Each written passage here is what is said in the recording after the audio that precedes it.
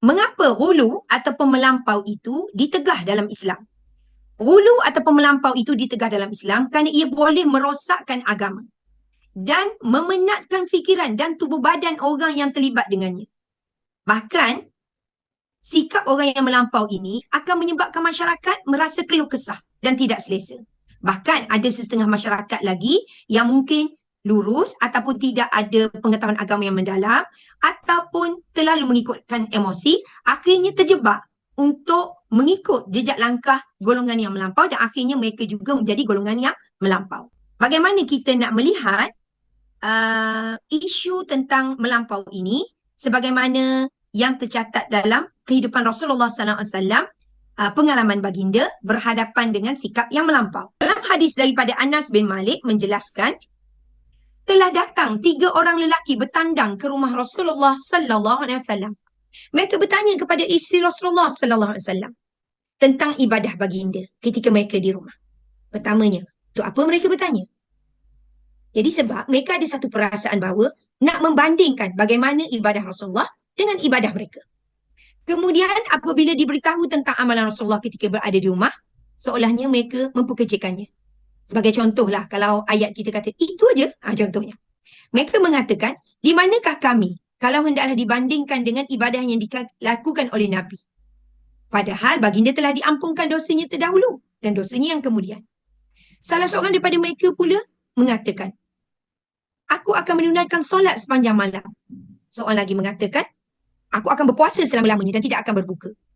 Artinya tidak ada hari pun yang mereka berbuka. Ataupun tidak ada hari pun yang mereka tidak berpuasa. Yang ketiga pula mengatakan, aku akan menjauhi wanita. Aku tidak akan berkahwin selama-lamanya. Tidak lama kemudian Rasulullah SAW datang. Lalu bersabda, adakah anda yang berkata demikian dan demikian dan demikian? Demi Allah, sesungguhnya aku adalah orang yang paling takut kepada Allah dan paling bertakwa kepadanya. Aku berpuasa, tapi aku berbuka. Artinya ada hari yang Rasulullah SAW tidak berpuasa. Aku menunaikan solat, tapi ada masa aku tidur. Dan aku juga mengahwini wanita. Maka hadis ini ditutup dengan satu hadis, potongan hadis yang terkenal yang selalu dibacakan oleh asatizah kita, iaitu faman raghiba an sunnati falaysa minni. Maka sesiapa yang tidak selari ataupun tidak berada di atas jalanku, jalan sunnahku dan manhaj yang aku bawa dan metodologi yang aku bawa, maka ia bukanlah dari kalangan umatku. Artinya, kalau kita nak tengok di sini adalah sesiapa saja yang mendukung, yang menyokong, yang melakukan, yang terlibat dengan perilaku-perilaku yang melampau, ia bukanlah dari kalangan ataupun bukanlah mewarisi apa yang disunnahkan oleh Rasulullah sallallahu alaihi wasallam.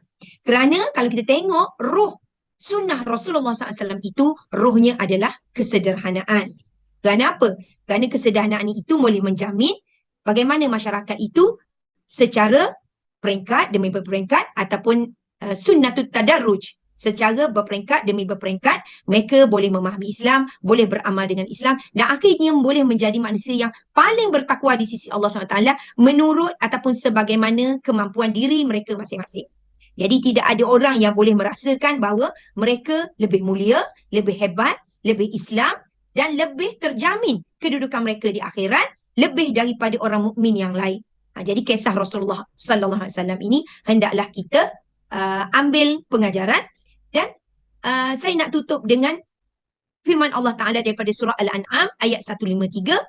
A'udzubillahi minasyaitonirrajim. Wa anna hadza sirati mustaqima. Apa arahan Allah di situ? Fattabi'u wa la tattabi'us subula fatafarraqa bikum an sabili. Dzalikum wassakum bihi la'allakum tattaqun. Dan bahawa sesungguhnya inilah jalanku, yakni agama Islam yang betul lurus, maka hendaklah kamu menurutnya. Dan janganlah kamu menurut jalan-jalan yang selain daripadanya. Kerana jalan-jalan yang lain itu akan mencerai-beraikan kamu dari jalan Allah, dan demikian Allah perintahkan kepada kamu supaya ataupun mudah-mudahan kamu bertakwa. Baik, perlu juga kita lihat bagaimana apabila kita telah bercakap tentang sifat melampau, kita nak tengok melampau itu bukan dari perbahasan ilmiah semata-mata, tetapi nak lihat bagaimana peristiwa kemusnahan Nabi-Nabi dan juga kebinasaan individu-individu tertentu dalam sirah Rasulullah SAW dan juga dalam sirah para sahabat, sirah para tabi'in yang melibatkan orang yang ataupun golongan yang melampau. Sebagai contoh, kalau dalam syariat Nabi-Nabi terdahulu, kemusnahan yang berlaku dalam syariat Nabi-Nabi terdahulu berpunca daripada sifat melampau penganutnya sendiri. Ya, sebab itulah pada era ataupun zaman Islam, Nabi Muhammad SAW telah memberi amaran keras kepada umatnya supaya tidak terikut jejak-jejak umat-umat terdahulu yang melampau. Dan saya tutup dengan rumusan orang yang sengaja melebihi batasan yang disyariatkan dalam perkara agama, sama ada dia menambah ataupun mengurangkan daripada apa yang telah disyariatkan. Bagaimanapun, ini tidak menghalang daripada kalangan kita untuk mencari kesempurnaan. Tetapi tidak boleh sekali-kali kita terlibat dalam perkara yang melampaui batas.